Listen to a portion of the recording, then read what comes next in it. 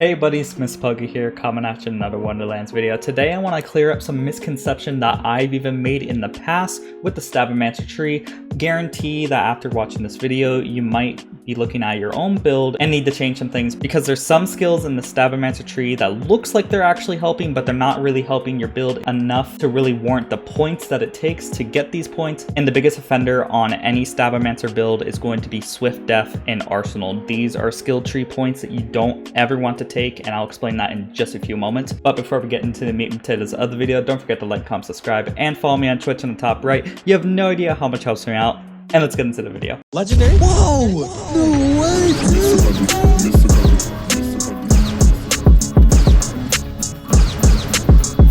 Now real quick, you might be noticing that I'm in a new location. I'm currently in my new temporary office. This is not 100% ideal. There's a tiny bit of an echo if I remember correctly when I was doing my audio test, so bear with me while I use this room temporarily. Let's first talk about Arsenal. Now Arsenal seems like a really good skill, and it looks like great skill to just put some filler points in. Now the main reason why it seems so good is because it's a passive increase to melee, spell, and gun damage. Now melee, spell, and gun damage are going to be in the first category in the damage formula, which is very readily available with a bunch of different things like armor, rings, and enchantments. You can get tons of gun, spell, and melee damage from enchantments if you optimize your enchantments right, which makes Arsenal not very good because with max Arsenal, you're going to get 15% melee damage, spell damage, and gun damage, which isn't a lot at all. One enchantment can give you double this amount very easily in any of these categories, so it doesn't really have that much worth. But you might be thinking, well, this is basically half an enchantment. Well, unfortunately, the problem with Arsenal is, once again,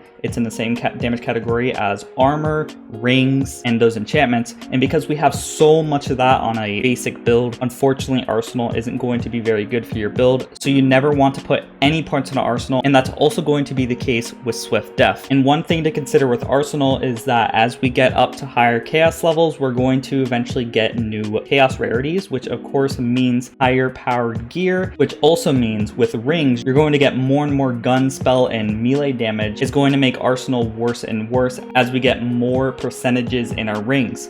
Like right now, I believe we can easily get up to 22.7% in any of these categories on one ring. And if you use the effectiveness, like if you're using a mood ring, 33% off that, you easily get 30% of one of these categories. So unfortunately, as the game progresses, Arsenal is going to get worse and worse because just with the fact that damage formulas see diminishing returns if you have one category boost up really, really high with nothing else boosted. For example, 50% all damage dealt and 50% gun damage is better than 100% gun damage due to the fact that those two 50% are going to be multiplicative, thus creating a larger number. For example, let me show you on a calculator. Right there, we can see 50% times 50% equals 2.25, which means you're going to see 125% more damage as opposed to just having 100% more gun damage. So basically, you're going to get 25% more benefit with that particular example if you diversify your damage formula. Now, there's a lot of things to know about damage formula, but I'm just going into the basics right there.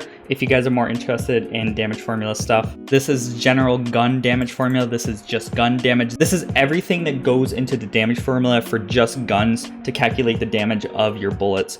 So keep that in mind that there's a lot to learn with damage formulas, and we're only really covering the basics. Like for example, we were covering just the first category with Arsenal, which goes right here, and you can even see Arsenal right here in the specific damage formula, and all damage dealt and such goes here, as well as Swift Death. Speaking of Swift Death, let's actually talk about why it's a bad skill. Now, I have been a pretty strong advocate, as well as other content creators, that Swift Death is good, as well as Arsenal being at least something to put into your skill tree just to help your build deal a little bit extra damage. I especially thought Swift Death was really good due to the fact that it's all damage dealt, but unfortunately Swift Death does suffer from a few things, whereas it requires you to actually be moving to get the 10% increased damage dealt. Now Swift Death does have a damage cap. Unfortunately, it's only at 30%, which means that if you are running at 3 times speed or higher, you're going to be capped at 30% all damage dealt, which sounds like a lot, but it's not a lot at all due to the fact fact that you need to be running at that speed, which makes you sometimes suffer accuracy, or even there's going to be some instances where you want to be up close and personal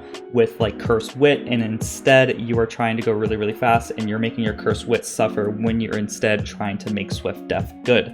Now, Swift Death, once again, barely gives you any bonuses, especially when you are in Save Your Soul, so keep that in mind. Swift Death is going to unfortunately not provide that much to your build. It does sound like a lot. Like if I was using a Buffmacer and max haste, I could get 20% increased damage dealt if I'm at my max speed just walking, which sounds like a lot, but unfortunately it's not, because all damage dealt is very easy to get with enchantments, armor pieces, amulets. It's just another one of those categories where as we get higher and higher chaos levels, we're going to see Swift Death less and less useful, and it's at that stage of the game, and it might even have been like this since the very beginning. Some people would argue that Swift Death is no longer really useful at the current moment because it has such a diminishing return at only 10%, and you're going to have to spend 5 points to only get 10% increased damage dealt if you're walking at max speed, which is unfortunate. And say you did have a build that made you go 300% increased movement speed at all times. At that point, you would want to instead use a Selective Amnesia, because a Selective Amnesia would provide 200% more all damage dealt than Swift Death, or I believe it's exactly 180% more, but I digress. Basically, if you're doing a speed build, you want to use a Selective Amnesia and not even worry about putting 5 points into Swift Death. It's not doing a lot for your build. I believe my most recent Stabbomancer build did use Swift Death and Arsenal, so keep that in mind. You don't really want to use that. And if you're doing melee, you're going to be stopped dead in your track and not get a lot of speed or Swift Death, because when you melee, you do actually pause in front of the enemy a tiny bit. Say you had max Swift Death, you're probably only getting like 5% increased damage dealt or even less when you're meleeing. So definitely stay clear of this if you're doing a melee build. But in general, never put any points into Swift Death. Per point, Arsenal actually gives you more bang for your buck than Swift Death unless you're doing a speed build, so keep that in mind. If you for some reason needed to use filler, like 1 extra point like you do sometimes when you're doing a melee build with Stabbomancer, just put the extra point into Arsenal instead of Swift Death. Now that I rambled on enough about why Arsenal and Swift Death are no longer good, let me show you a substitute on what you should be building to make Stabbomancer good. So instead, you want to primarily be doing this. We're going to get max haste still. Now you might be thinking why you're getting max haste when you're not using Swift Death anymore. You're using max haste due to the fact that you get faster melee attacks, which can help activate hilt mods, aka like echo or amp shots faster, as well as increasing your movement speed, which is arguably the best survivability tool besides health gate in the game, because the faster you move and the way you stagger your movement, you can easily dodge tons of bullets or mess up the AI so much where it can almost never shoot you. Next, we have Potent Poisons. Now you might be thinking, why am I getting Potent Poisons if I'm not doing a status effect build? Potent Poisons should be gotten on every single build, melee build especially because of the agent skill, but even gun and spell builds should be using Potent Poisons because it gives you status effect duration. The extra status effect damage does help a tiny bit with your total DPS, but the status effect duration is the most important things, because we do know that one of the best points in Stabbomancer, and still is exploit their weaknesses, which increases the damage dealt by 6% per status effect on the enemy. Now this is going to increase the uptime of exploit their weaknesses from 5 seconds to 7 seconds, so get 5 out of 5 on Potent Poisons to increase your total usefulness of exploit their weaknesses. Even on my best builds, it takes me around 7 to 8 seconds, sometimes even 5 if I go really fast, to kill a max chaos level boss, so that extra 2 seconds does actually make an impact on your speed kills as well as general kills. Next, you want to get Nimble Fingers. Nimble Fingers encourages the use of melee, which is very good. A lot of gun builds or even spell builds should be using melee at least every once in a while, due to Echo being such a powerful melee hilt mod, as well as perhaps getting amp shots on your guns, but I prefer to use Echo on most builds. Not only does it encourage the use of healthy habits with your Echo mod, you are also going to increase your fire rate and spell damage, which obviously is very good for spell builds, but the fire rate is going to be really good for gun builds because fire rate is extremely good on any build. The more fire rate you have on a build, obviously the quicker you can shoot your bullets, which means it's going to increase your DPS by a significant amount. So make sure to get in 3 out of 3 on Nimble Fingers every single time. And for example, with a Spore Warden build that uses Play the Angles, Nimble Fingers fire rate is going to make you proc Play the Angles faster because you're going to get more bullets out there, which means more chances to proc that Play the Angles. Next, you want to get Shadow Step because it's going to, once again, after you kill an enemy, your next melee attack is a guaranteed critical hit. We know how powerful critical hits are in Borderlands games, but in Wonderlands especially, critical hits are very powerful. Due to the strength hero stat, we get lots and lots of bonuses with crit damage, so Shadow Step is very, very good to use to occasionally get a random hit on an enemy for a large amount of damage. Like with Echo, that's going to increase your damage by a crap ton. Next, you might be thinking Sneak Attack is a good point. Now, Sneak Attack, unfortunately, is not as good as the other 2 points like Elusive and Contagion due to the fact that critical hit damage is very easy to get in this game because of strength being in the hero stats as well as other means in the game. So unfortunately, Sneak Attack doesn't really provide much to your build. Instead, you want to get Elusiveness and Contagion. Now personally, I'm a bit partial to going 3 out of 3 on Contagion, but I might get a little bit BM'd in my Discord if I tell you not to get Elusive. Elusive's not my type of skill, but Elusive's very good. It's going to help your survivability by a crap ton. It's very obvious on why that is. It lets you evade incoming damage every once in a while, but Contagion is extremely important on every single build, and I didn't really realize this, and it seems so obvious, but even on a gun and spell build, Contagion is going to increase your damage by a lot due to the fact that it's going to apply another random status effect on the boss that you're attacking or even to a random enemy, and since you have potent poisons, that random enemy that you applied the status effect to is going to have a total of 7 seconds with that dot, which means you can kill the enemy in front of you and then switch targets very easily.